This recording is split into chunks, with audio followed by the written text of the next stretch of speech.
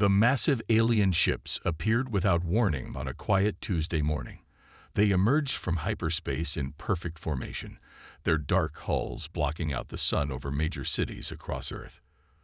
The world stood still as screens everywhere flickered with the same message. Your planet is now under the protection of the Stellar Coalition. Surrender your military assets and prepare for integration. Admiral Robert Stone of the Coalition stood on his command ship's bridge, looking down at the blue planet with mild amusement.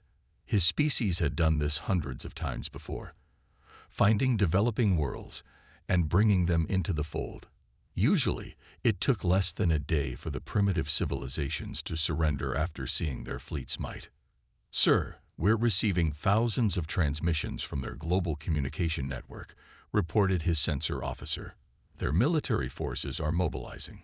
But the officer paused to chuckle. "They're still using chemical propulsion weapons and basic electromagnetic communications." Stone nodded, his crystalline eyes reflecting the planet's blue glow.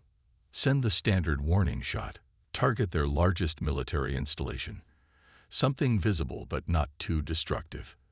We don't want to damage our new resource world." High above the Nevada desert, one of the Coalition ships released a single quantum pulse. The beam of pure energy cut through the air, precisely striking an empty section of a military testing ground. The sand turned to glass instantly, creating a perfect circle 2 miles wide. In Washington, D.C., the president sat in the emergency bunker, surrounded by military advisors. The Joint Chiefs looked grim as they watched satellite footage of the destruction. "They took out that area with pinpoint accuracy," General Matthews said, his voice heavy. "Our missile defense systems didn't even register the weapon. It was like it wasn't there until it hit." The president leaned forward, watching as more alien ships took position around Earth's orbit. "What are our options?" "Sir, we've tried everything. Our most advanced fighters can't get near them. Some kind of energy shield deflects everything we throw at them." Nuclear launches were considered, but their sensors would detect them immediately. They've already warned they'll respond to any nuclear launch with devastating force. Across the world, similar scenes played out in every major capital. The Coalition ships had positioned themselves strategically, their advanced quantum sensors scanning every inch of the planet's surface. They detected each tank, each fighter jet, each missile silo. To them, Earth's military technology seemed laughably obsolete. Admiral Stone received the global military assessment with satisfaction. Primitive nuclear fission weapons, basic space flight capabilities, and projectile-based defense systems. They're barely at level 2 on the technological scale. This should be one of our easier integrations. He drafted the final warning message himself. "People of Earth, your military capabilities have been thoroughly assessed and found inadequate for independent planetary defense. The Stellar Coalition offers you protection and advancement. Resist, and we will be forced to demonstrate our full military capabilities. You have 6 Earth hours to submit to Coalition authority." The message played on every device capable of receiving signals. Panic spread through cities as people realized the gravity of their situation. Earth's most powerful weapons seemed useless against the invaders' technology. But deep beneath the waves of the Pacific Ocean, Captain James Walker of the USS Silent Thunder watched his sonar displays with growing interest. For the last hour, he had been observing something peculiar. The alien ships seemed to have no interest in or awareness of anything underwater. He keyed his radio to the secure underwater communication system, still using old-fashioned sound waves to transmit data between submarines. "All stations, this is Silent Thunder. Be advised. Coalition vessels are showing no signs of subsurface scanning or detection. Maintain radio silence and continue observations." As the world above faced its deadline, humanity's real advantage remained hidden in the depths.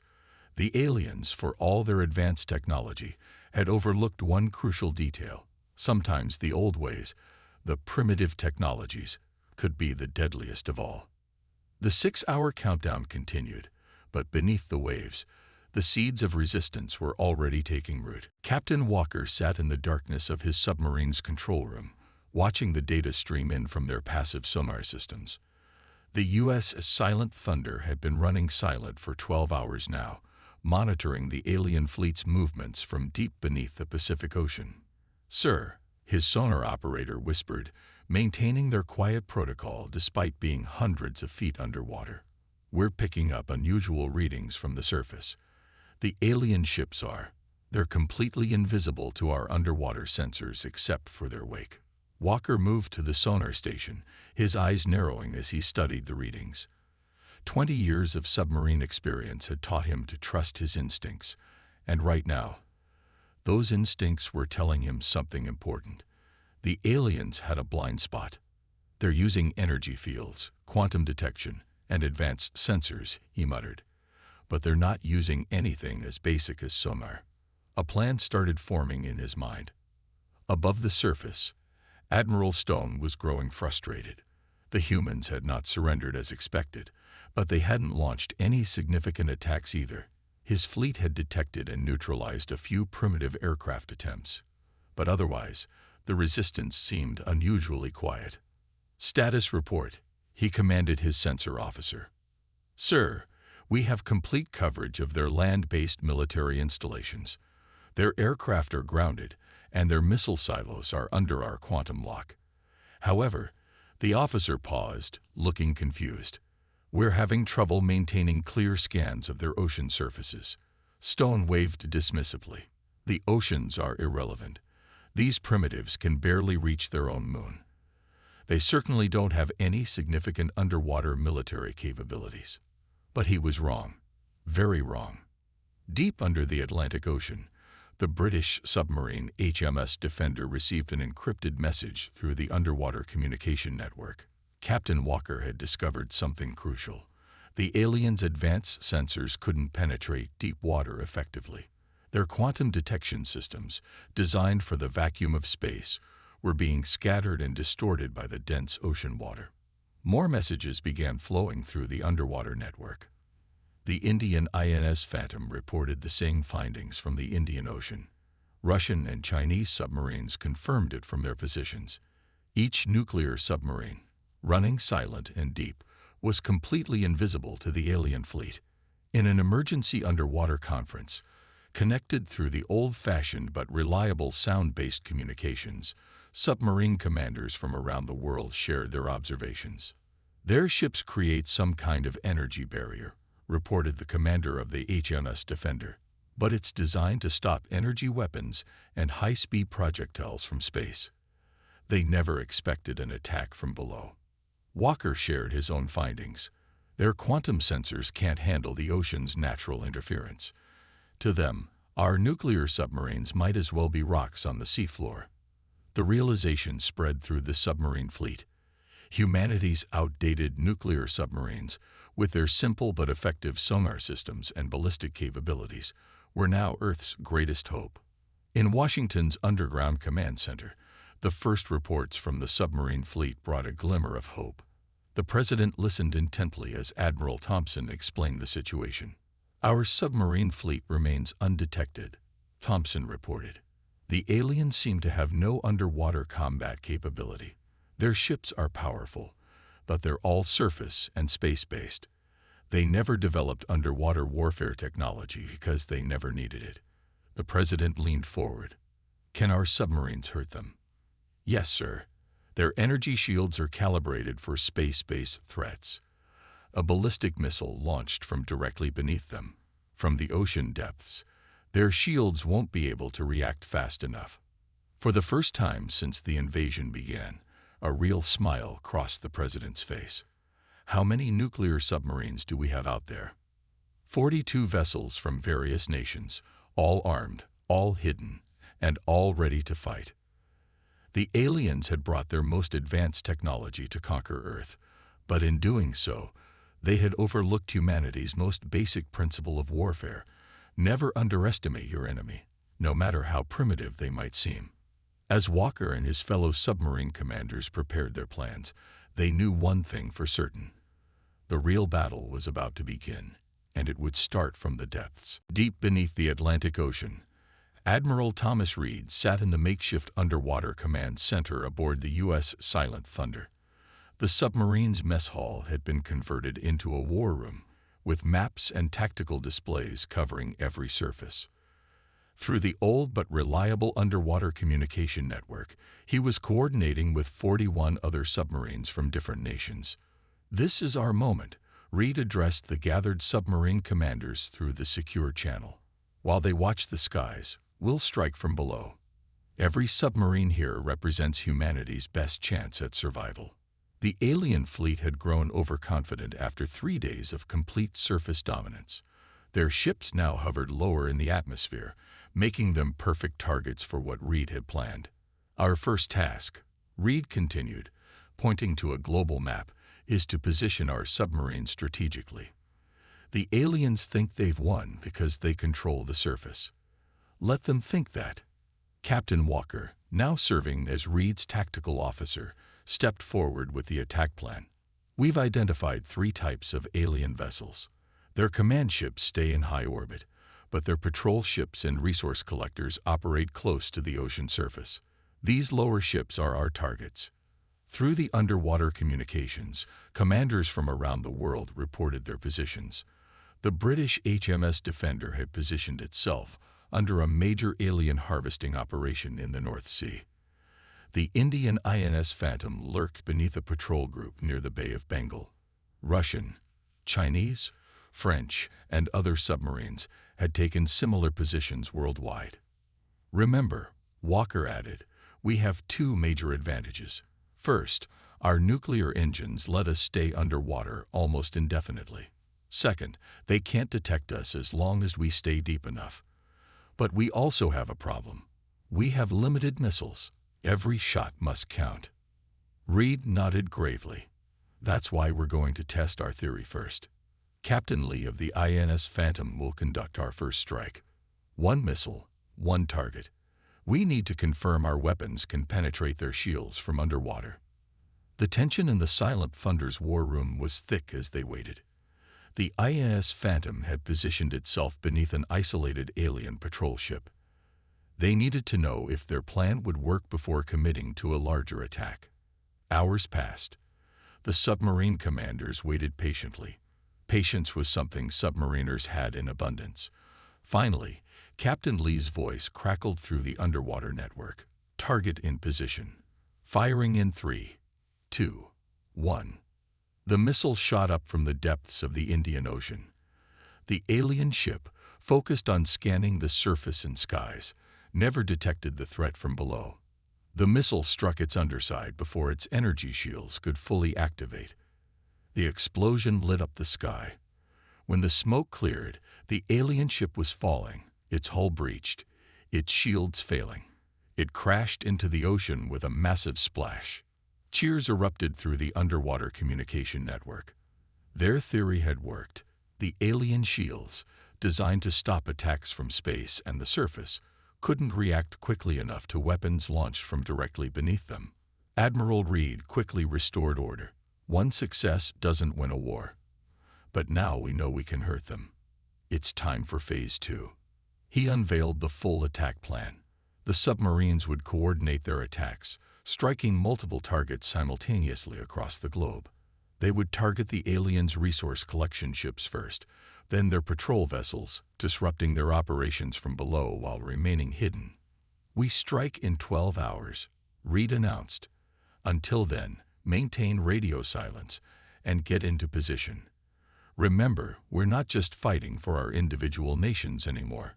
We're fighting for Earth."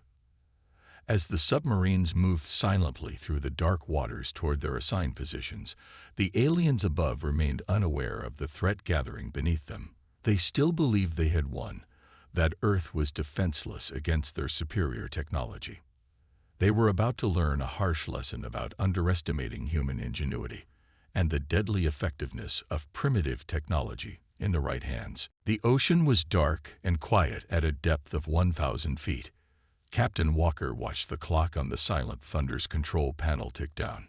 In 3 minutes, submarines across the world would launch the first coordinated attack against the alien fleet. All hands, battle stations, he ordered quietly, though his crew was already ready. Above them, a massive alien processing ship harvested minerals from the ocean, its huge tubes drawing in seawater. The aliens had grown careless, moving their ships closer to the water's surface to speed up their operation. 2 minutes, Walker's executive officer whispered. On the alien command ship, Admiral Stone reviewed the day's progress. Resource collection is ahead of schedule, he noted with satisfaction. These Earth oceans are rich in materials we need. Primitive planet, but useful resources. His sensor officer nodded in agreement. The humans haven't attempted any resistance for days. They finally accepted their place. 1 minute came the call on the Silent Thunder. Across the world, 42 submarines raised their missile tubes to firing position. Each one had carefully moved into place under different alien harvesting ships. The HMS Defender waited beneath its target in the North Sea. The INS Phantom had 2 alien ships in its sights in the Indian Ocean. Russian, Chinese, and French submarines all held their positions. 30 seconds. Walker thought about everything that led to this moment. The aliens' arrogance in ignoring Earth's oceans. Their shields that couldn't react quickly to threats from below. Their sensors that couldn't penetrate deep water. All their advanced technology had blind spots that primitive human submarines could exploit. 10 seconds. Admiral Stone was about to take a break when his bridge erupted in chaos. Launch. The command echoed through the underwater network. 42 missiles fired simultaneously from the depths of Earth's oceans. They rose like angry steel sharks, covering the distance to their targets in seconds. The alien ship's sensors, designed to watch the skies, didn't detect the threats until it was too late. The Silent Thunder's missile struck first, hitting the harvesting ship directly above them. The massive explosion lit up the Pacific Ocean like a new sun. The alien vessel's shield sparked uselessly, trying to activate after the missile had already hit. Similar scenes played out across the globe. In the North Sea, the HMS Defender's strike demolished 2 harvesting ships. The INS Phantom's attack turned a massive alien processor into burning wreckage that crashed into the Indian Ocean. Direct hits confirmed worldwide. Walker's tactical officer reported excitedly. 28 alien ships destroyed, 14 severely damaged. On the command ship, Admiral Stone couldn't believe the reports flooding in. Impossible. Where did these attacks come from? Sir, they came from underwater. His sensor officer stammered. We're detecting primitive nuclear-powered vessels deep in the oceans. How did we miss them? Stone slammed his fist on his command console. Find them.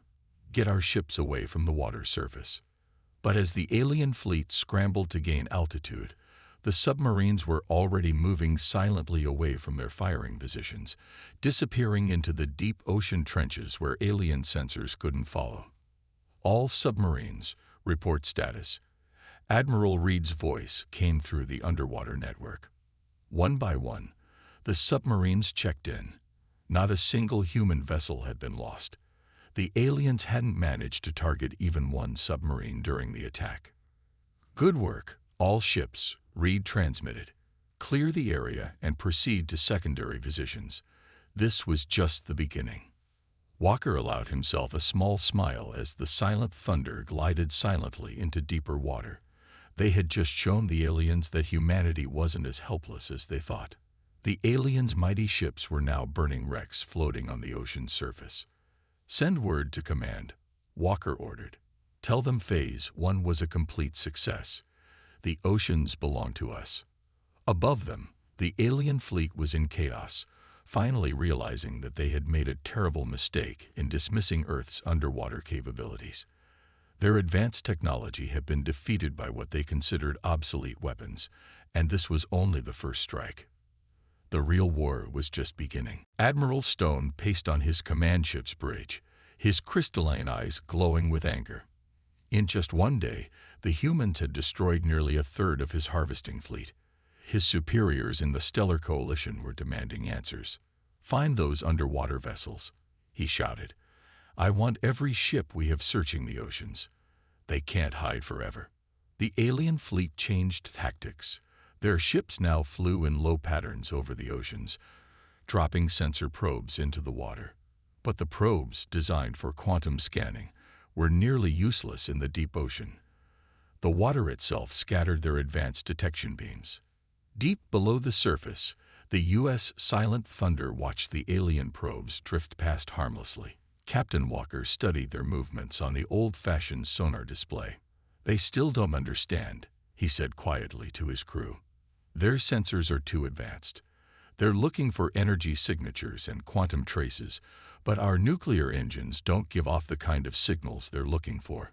The submarine's executive officer nodded. "Their probes can't even handle basic ocean currents. Look at them tumbling around up there." The alien hunt grew more desperate. They began dropping energy charges into the ocean, trying to force the submarines to surface. But they didn't understand underwater warfare. The charges, designed to disrupt energy shields, had little effect in the dense water. All submarines maintain current depth. Admiral Reed's orders came through the underwater network. "Let them waste their resources. Prepare for Phase 2 of our counterattack." The HMS Defender, hiding in an underwater trench in the North Sea, reported alien ships directly above them. The British submarines simply shut down all non-essential systems and waited. The alien sensors swept over them 3 times but detected nothing. In the Indian Ocean, the INS Phantom actually used the aliens' own energy charges to mask their movement. Every time an explosion disturbed the water, they moved a little closer to their next target. Admiral Stone received more bad news. "Sir, we've lost contact with 15 sensor probes in the Pacific sector. The ocean currents are interfering with our quantum network." "What about the energy charges? Surely they've detected something." "No, sir. The charges are designed for space combat. The water changes how they work. We're basically throwing rocks into the ocean." Stone's frustration grew. His mighty fleet, capable of destroying entire space armadas, was being outsmarted by vessels using technology hundreds of years behind their own. The submarine commanders noticed the aliens' growing desperation. The energy charges became less frequent, and the sensor probes appeared less often. The aliens were running out of ideas. "They're getting sloppy," Walker observed, watching through his periscope as an alien patrol ship flew too low over the waves. "They don't respect the ocean. They don't understand it can be as dangerous as space." Reed's voice crackled through the secure channel again. "All vessels, prepare for synchronized attack. Target the low-flying patrol ships. Fire on my mark." The aliens had grouped their patrol ships close to the water, thinking they could detect the submarines better at shorter range. Instead, they had only made themselves easier targets. 3 minutes to attack position," Walker announced to his crew. The Silent Thunder moved silently through the dark water, its old but reliable systems giving them a perfect firing solution. Above the waves, Admiral Stone was about to order another sweep when an officer rushed onto his bridge. "Sir, our deep space sensors are detecting something. Missiles launching from underwater." Stone spun around. "Evasive action. All ships, raise altitude." But the warning came too late. Once again, humanity's primitive submarines proved that sometimes the old ways were the deadliest. The ocean's surface erupted as missiles breached the waves, rising from the depths like ancient sea monsters coming to claim their prey. The hunt had failed. And now the hunters were about to become the hunted. Admiral Reed gathered all submarine commanders for one final briefing through the underwater network. After 2 weeks of successful attacks, it was time for the decisive strike.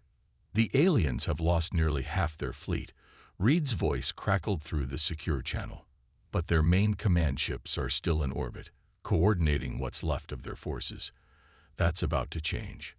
The plan was bold, perhaps the boldest in human military history. 40 submarines would launch a synchronized attack, not just on the ships near the ocean, but on the orbital command vessels themselves. Captain Walker studied the attack plan on the Silent Thunder's tactical display. "Sir, Those command ships are at the edge of our missiles range. We'll have to surface completely to make the shots." "That's exactly why they won't expect it," Reed replied. "They think we're hiding. Instead, we're going to hit them with everything we have." The submarines moved into position around the globe. Each vessel carried their last remaining missiles, saved specifically for this moment. The HMS Defender took position in the Arctic Ocean, while the INS Phantom waited in the Mediterranean. Other submarines spread across every major body of water on Earth. On his command ship in orbit, Admiral Stone had grown increasingly frustrated. His once mighty fleet was in shambles, beaten by weapons he had dismissed as obsolete. His superiors were demanding he either finish the conquest of Earth or retreat in disgrace. "Status of the remaining fleet," he demanded. "We have 23 ships still combat-capable," his officer reported. "All of them are maintaining high altitude to avoid submarine attacks. But, sir, we can't complete our resource collection mission from this height." Stone slammed his fist on his command console. "We are not going to be defeated by primitive underwater boats." But at that moment, Walker and every other submarine commander received the signal they had been waiting for. Reed's voice came through clear and determined. "All vessels, commence Operation Surface Strike." The Silent Thunder's crew braced themselves as their submarine began to rise. Around the world, 40 other submarines did the same. They had timed it perfectly. All of them would surface simultaneously. "They're surfacing," Stone's sensor officer shouted. "Multiple contacts. Everywhere." "Impossible," Stone whispered. "They're exposing themselves." After hiding all this time, the submarines broke the surface in perfect synchronization. Their missile tubes were already aimed at the orbiting command ships. Before the alien fleet could react, the order came. "Fire EV or anything." The sky lit up as hundreds of missiles launched simultaneously from every submarine. The submarines had saved their most powerful weapons for this moment, using submarine-launched ballistic missiles designed to carry nuclear warheads, though now armed with conventional explosives. Stone watched in horror as the missile swarm approached. Evasive action. Raise shields. But there were too many missiles coming from too many directions. The alien ship's energy shields, designed to handle a few powerful energy weapons, were overwhelmed by the sheer number of primitive missiles. The first command ship exploded in a spectacular fireball visible from the ground. Then another fell, and another. The orbital defense network that had seemed so mighty now crumbled under the assault. "Direct hits confirmed," Walker's tactical officer shouted. "Multiple command ships destroyed. Their fleet is in chaos." Stone's own command ship rocked with impacts. We never considered they could reach orbit with their weapons," he gasped as his bridge erupted in flames around him. As the submarines quickly dove back to safety beneath the waves, the remains of the alien fleet began to scatter. Without their command ships, their coordinated defense fell apart. Reed's voice came through the underwater network one last time. "All submarines report. How many got through?" The replies came back one by one. Together, they had destroyed 8 command ships and damaged 5 more. The alien fleet's command structure was shattered. Humanity had turned the tide. Using weapons the aliens had dismissed as obsolete, they had achieved what seemed impossible. They had broken the back of the invasion fleet. The war wasn't over, but now everyone knew how it would end. 3 days after the orbital strike, the remaining alien ships vanished into hyperspace, leaving Earth's skies clear for the first time in a month. Cheers erupted worldwide as news of the victory spread. But the true heroes of the war remained hidden beneath the waves, quietly returning to their home ports. Captain Walker stood on the Silent Thunder's tower as it entered Pearl Harbor. Thousands of people lined the shores, waving flags and cheering. Similar scenes played out at ports around the world. In England as the HMS Defender came home, in India as the INS Phantom surfaced, and at every naval base that welcomed back their submarine crews. "I still can't believe it worked," Walker's executive officer said, watching the crowds. We beat their advanced technology with our primitive submarines. Walker smiled. Sometimes the old ways are the best ways. They were so focused on the future that they forgot about the past. In Washington, Admiral Reed stood before the United Nations Security Council, now joined by representatives from the Stellar Coalition. The aliens had sent diplomats to formally recognize Earth's independence and military capability. The main coalition diplomat, a tall figure with crystalline eyes similar to Admiral Stone's, addressed the council. "We have made a grave error in judgment. We assumed that technological advancement always meant superiority. Earth has taught us otherwise." Reed stepped up to the podium. "Our submarines were considered outdated by your standards, but they had something your ships didn't: decades of experience in underwater warfare. Sometimes the simplest solution is the most effective." The coalition diplomat nodded. "Our after-action analysis shows that we lost this war before it began. We never considered that your primitive nuclear submarines could be a threat. By the time we realized our mistake, it was too late." Reports from across the galaxy showed how Earth's victory had changed things. Other worlds that the coalition had dismissed as primitive were now being treated with more respect. The term Earth tactics became a common phrase in military discussions, meaning to never underestimate a seemingly less advanced opponent. At Pearl Harbor, Walker's crew gathered for one final meeting before their well-earned leave. "The aliens made 3 mistakes," he told them. "They assumed advanced technology always beats old technology. They didn't understand Earth's oceans. And most importantly, they underestimated human creativity." News arrived that Admiral Stone had survived the destruction of his command ship. In his official report to the coalition, he wrote, "Earth's nuclear submarines represent a perfect example of refined, tested technology. While not as advanced as our quantum ships, they were perfectly adapted to their environment.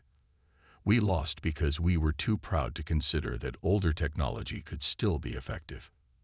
The submarine crews became legendary figures, both on Earth and across the galaxy. Stories spread about how 42 outdated vessels had defeated the mightiest fleet in the known universe. Some aliens even began studying Earth's submarine warfare tactics, learning that sometimes the old ways could teach new lessons.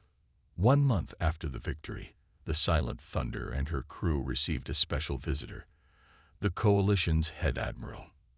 He toured the submarine with genuine interest, studying its primitive but highly effective systems. "This is why we lost," he told Walker. "Your submarine may be less advanced than our ships, but every system, every procedure has been perfected over decades of use. We had better technology, but you had better experience." As the sun set over Pearl Harbor, Walker watched new crews preparing for their submarine training. The lessons of the war were clear. It wasn't about having the newest technology, but about using what you had in the best possible way. Earth's nuclear submarines remained on patrol, quietly guarding the oceans as they had always done. But now they carried a new reputation. They were known across the galaxy as the Silent Guardians who had proven that sometimes the old ways were still the best ways. The end.